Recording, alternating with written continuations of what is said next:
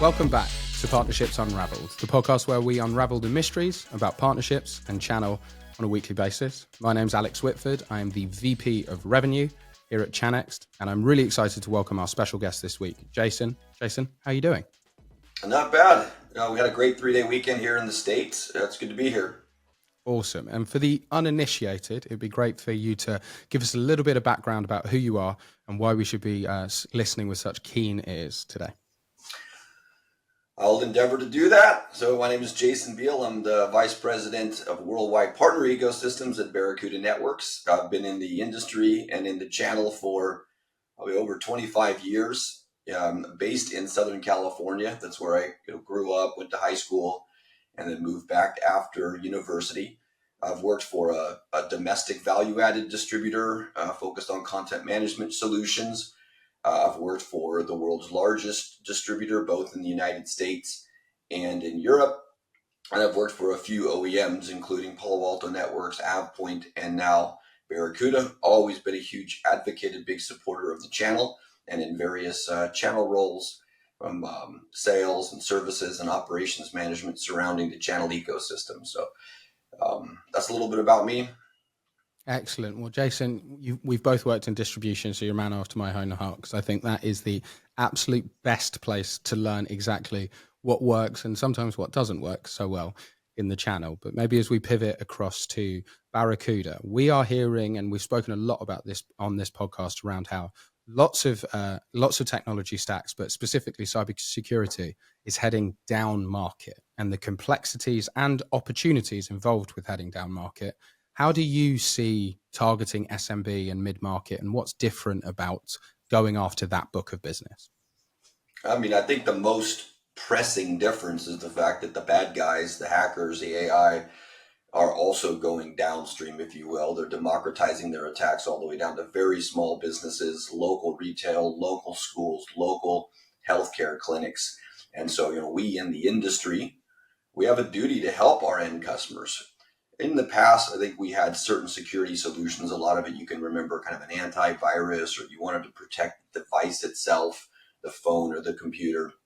Nowadays, with SMBs really relying on the cloud more and more, a lot of distributed environments for SMB, these are really the threat vectors for the bad guys. They're getting in through email, they're getting in through web applications, they're getting in through the virtual network, software-defined network. So I think, again, we in the channel, we in the vendor ecosystem, we have an obligation, we have a duty, and yes, it's a business opportunity, but to be there to help the SMBs, because they're vulnerable, and unfortunately, they just don't have the resources. A small business simply doesn't have the headcount, the specialized talent to do their own cyber defense internally, to plot the roadmap, right? And so that's where we come in. Our partner channel, whether you're a systems integrator or MSP, in combination with the vendors, to help defend the SMB and let them focus on their day-to-day businesses,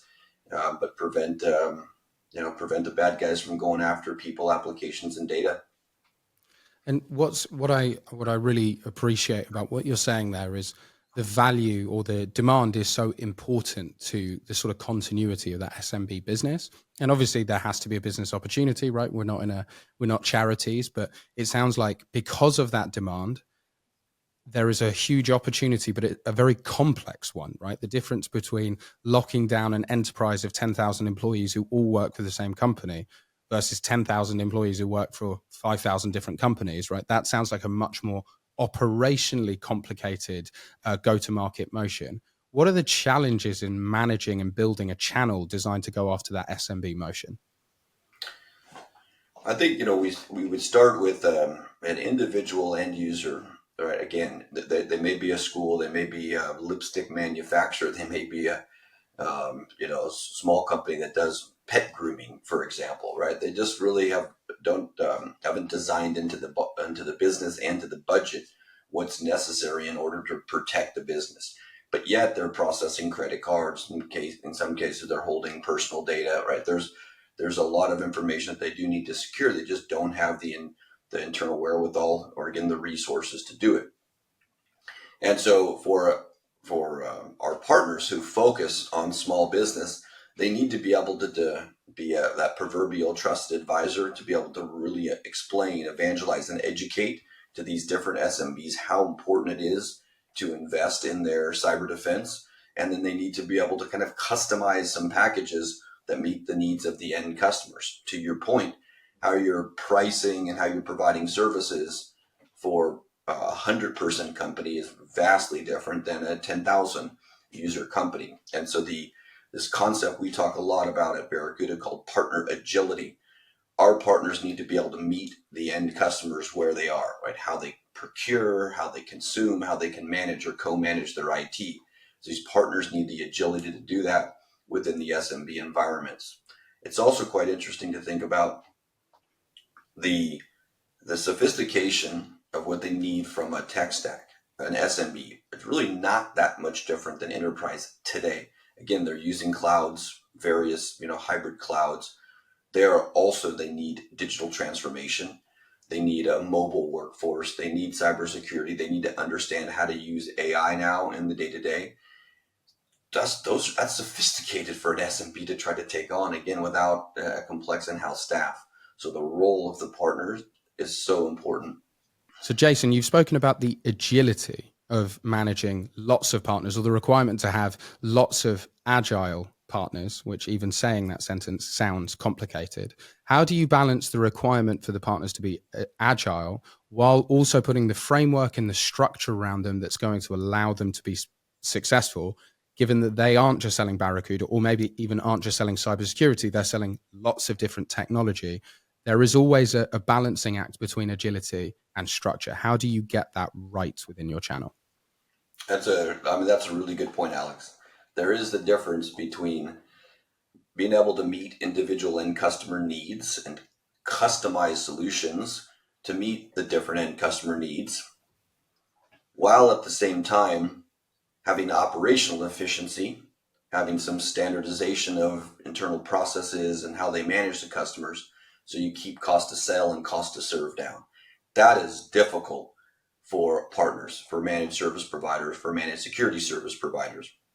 Because yes, in order to win business and provide the best value to their clients, they do need to customize, right? How they work depending on the end customer network, the applications they use. But at the same time, profitability is paramount these days for the partner channel. So we've had partners who have tried having, let's call it a one-size-fits-all offering. I have 3 different bundles, and our end customers need to take the bundles, and there's no adaptation, no customization to those. I haven't seen that be successful. I think they could scale to a certain point, but then they lose some of their competitive advantage in the local industry. I think if you look at the MSPs, they're starting to become more sophisticated at how they're doing their internal operations, how they're integrated into various platforms, into their managed service, into the vendor partnerships, right? A lot of that integration feeds automation. A lot of that automation then helps to keep that cost to serve down. At Barracuda, for example, we have a platform that we provide for all of our managed service providers. They can go right in, self-provision licenses. It's all done monthly. They can do their management. They can customize the management of an end customer depending on how much that the partner does versus how much an end customer might do. And then they can provide a suite of services throughout the entire customer lifecycle management.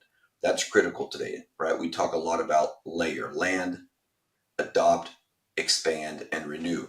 And our platform and our tools helps the managed service providers provide that full range of services while doing it quite efficiently with a lot of automation built in. It's critical. So that's that balance between customizing your services for the end customer, but still harmonizing, standardizing how you do it so that you have operational efficiencies and ultimately more profitability.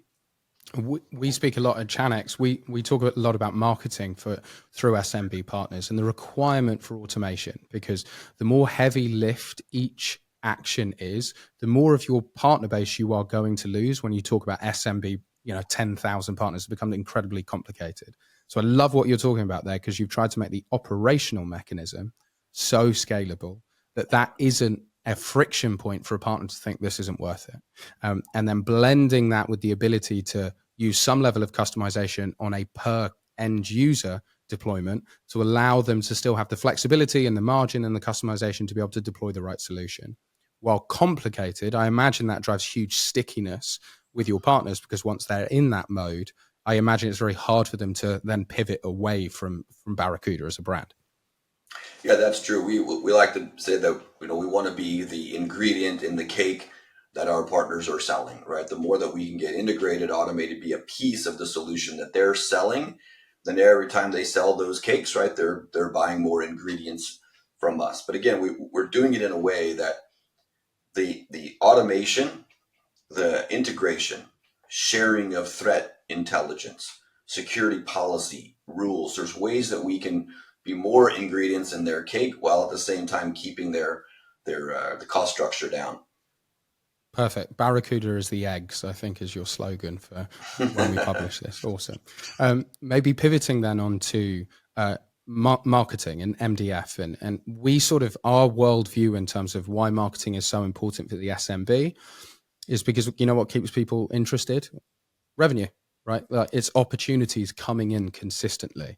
And so some brands have chosen to feed leads down, not particularly scalable. And I think the best brands work with their partners to self-generate opportunities. MDF and marketing are a critical vehicle to do that. How do you view, Jason, marketing playing a role in generating demand for your partners? I mean, it's absolutely critical, particularly these days. All forms, whether it's the event, marketing, corporate marketing, account-based marketing, intent-based marketing.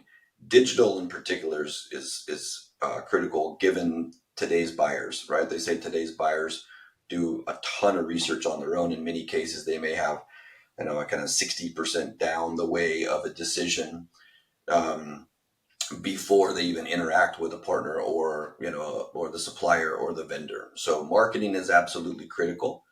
But if you take a step back and look at, hey, what are one of those fundamental value propositions of using a channel? Well, it's that's that force multiplier. I'm going to have partners all around the globe, boots on the ground, feet on the street, that are out there talking to end users, understanding, assessing their needs, and then making recommendations for the OEM or the ISV's technology solution. So we absolutely need to have our partners out there creating demand. We can do that through relationship, through training, through awareness, where they're just naturally out there every single day talking about how our solutions can meet an end customer use case. And then we can do it formally through, to your point, marketing programs, the use of MDF. Partners do a great job of identifying at a local level the right events. For example, a cybersecurity in the local education event, or we're going to have a bunch of CIOs from the legal or banking and finance industry meeting. Great, let's go out and be there. Do an annual customer appreciation, annual customer golf event. Like, all these things are just ways that we can help and support our partners' efforts to get in front of their customers or their prospects. What I will say is that the industry, distributors, vendors, partners themselves are being much more scrutinous around ROI of marketing spend. All right. It's always been a challenge in marketing, right? To track every dollar and what the impact is. But there used to be a time when the industry was just kind of naturally growing and the rising tide floated all boats, that you could put money in, you can expect a really good return out of that. I think it's harder now. I think it's really harder to always positively generate a strong ROI on that marketing. So at Barracuda, we also are being, more scrutinous. We're working closer with our partners to make sure that, one, they're submitting the right requests for funds, and two, they're doing the right activities, and then three, that there's a closed loop, right? That there's absolutely a closed loop to track the impact of those marketing dollars will turn into pipeline and ultimately close business. Yeah, I've heard some absolute distribution horror stories from the 90s about just how well some of that MDF was being spent. I think those days are long gone, and the requirement now, and I think not just from a vendor perspective, but also partners, right? so busy, so competitive, so many things to sell. They've got to keep the lights on themselves. They don't have time to be wasting, activities, especially because they typically don't have the time or the resources to do lots of activities over a quarter, right? They might only do 2 or 3 marketing events or campaigns a quarter. So they are focused on maximizing ROI Yeah. as well. I think the brands that can best support that are the ones that ultimately get that force multiplier, because they're getting more and more partners with a cohesive message to market, educating the end users. And I really see that marketing and the SMB are so tightly linked for success, even sometimes over and above some of the other, enablement or sales approach. I often reference this. At Zoom, we didn't have the most mature channel program. However, due to COVID, demand was through the roof, right? And so partners were willing to put up with a little bit of friction elsewhere because the demand was so high. And so we are seeing sales leaders and marketing leaders focus in so heavily on how do we help partners generate the demand, knowing that when there's a little bit of operational friction or a bit of sales friction, we have that inbound demand keeping us focused on why Barracuda is the best brand in the world to sell. Yeah, if you look at what's happening in the channel ecosystem or in the industry at large, one is that there's a huge ecosystem around kind of third party companies that help the channel do marketing or help the vendors do marketing through the channel, right? There has been birthed in the last decade just an incredible amount of businesses around the world that are positioned there to say, hey, how do we help the partner community or the vendors, right, generate? And that wasn't the case 10 years ago. You didn't have too many options like that. So on the positive side, there's so many more options where you can get help to use that marketing dollar to generate pipeline. The other side, it's interesting, Alex. I talk to partners every week. I'm traveling. I love talking to partners.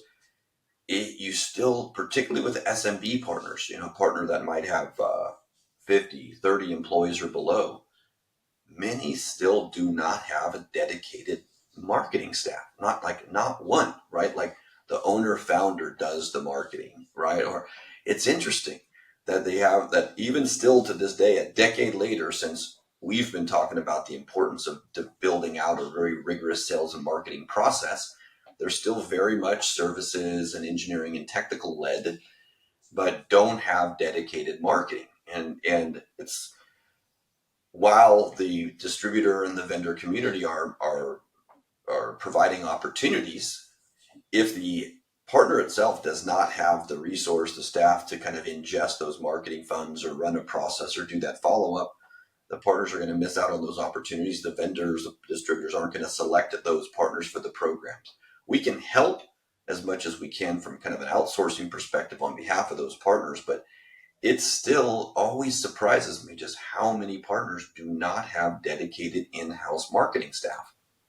Yeah, and you use the right term, force multiplier, right? Because I think if we all conceptually thought about businesses and they had 0 salespeople, and we went, well, that doesn't make sense, right? Salespeople are so important to help drive business, but yet you're right. Jay McBain, I think, quotes this statistic all the time. The requirement for an SMB partner to employ a dedicated full-time marketing headcount is 49 FTE.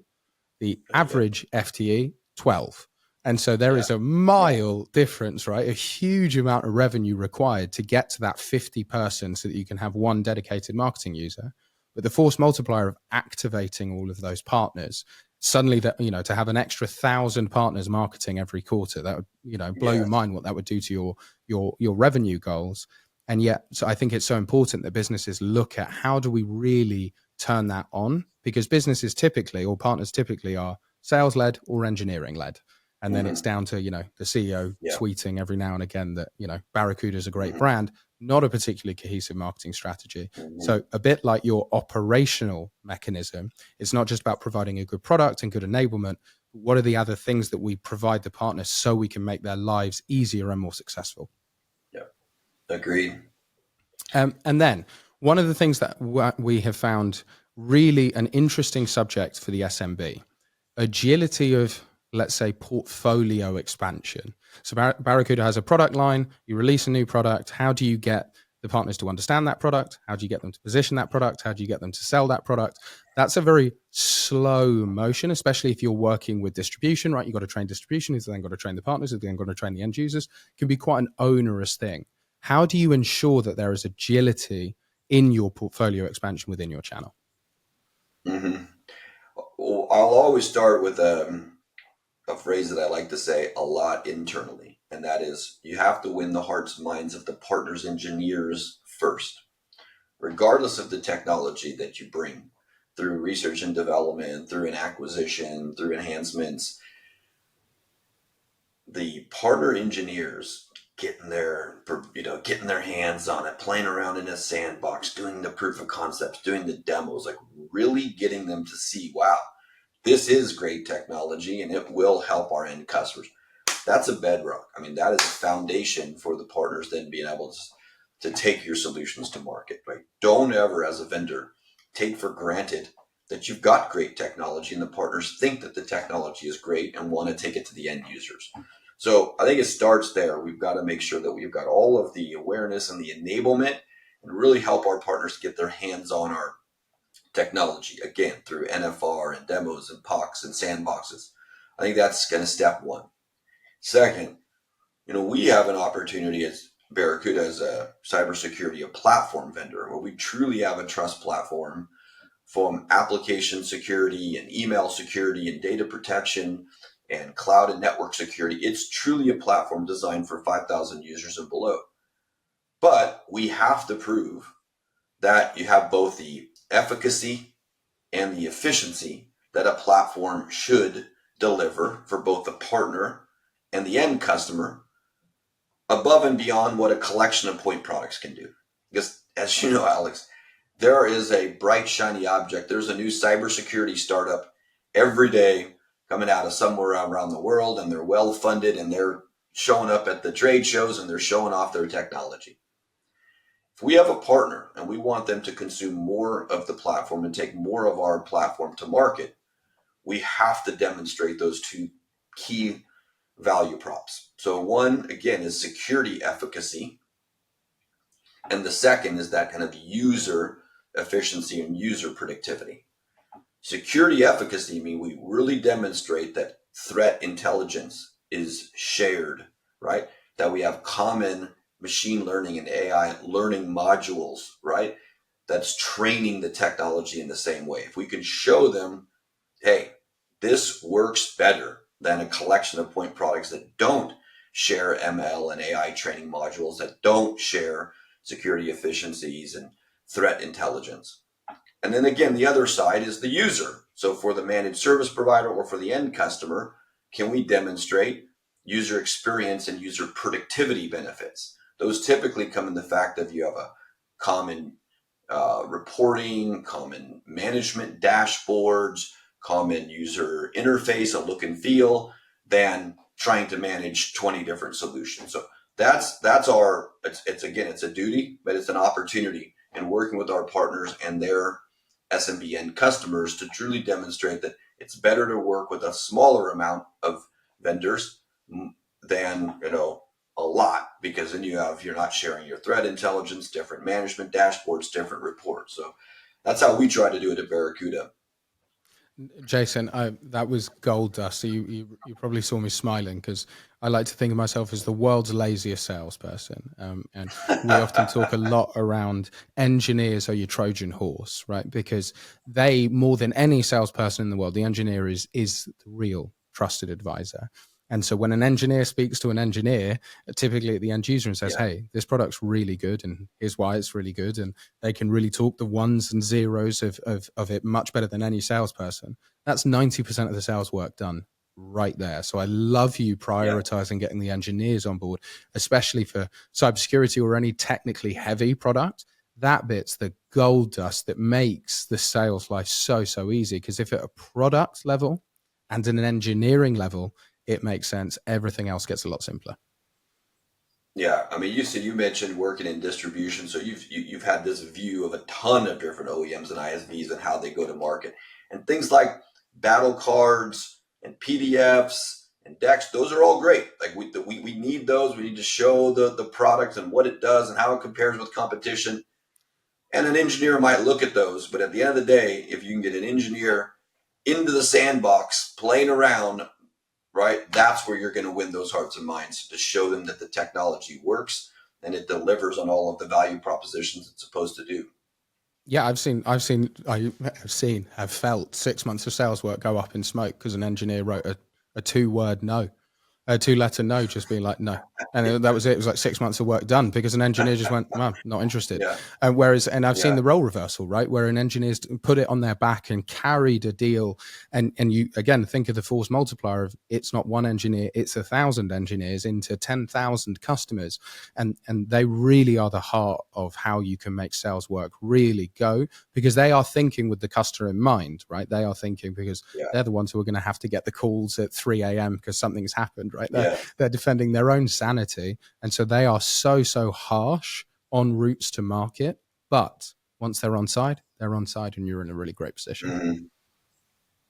Perfect. And then, Jason, maybe to lift the curtain slightly, we had a pre-call about this recording, and you said 2 words which I thought were powerful and represented the sort of philosophy for how you build the channel: partner empathy. Can you talk about what that means and how that guides you through building channels and having relationships with partners? Yeah, I'd love to. But we have partner empathy is at the heart of our channel ethos here at Barracuda. Right? We have been a company that's been channel loyal, channel centric now for 20 years. Right? So we've always worked with partners of all shapes and sizes and distributors around the world. I've also, as I mentioned earlier, I've been at small domestic distributors, large distributors. I've been at various vendors. And in my time in the industry, I came to have this observation of certain vendors. And I said, you know what? These vendors are very myopic, right? Only thinking about their own product, their own go-to-market, their own budgets, their own 4 walls. And I talk to partners a lot, and they get, listen, we got a vendor knocking on our door every day. We can go to a trade show, a webinar, a demo every single day for vendors. And many of them show up and throw up and say, boy, you should be so lucky to take our technology to your end customers. Alex, we know that's not the way that it works, right? Partners are running their own business. They're making choices. And, we should feel honored as Barracuda. We have partners that are willing to commit and invest and go to market with us every day. So partner empathy means that across our organization, are we putting ourselves in our partners' shoes? Are we seeing the world through their eyes?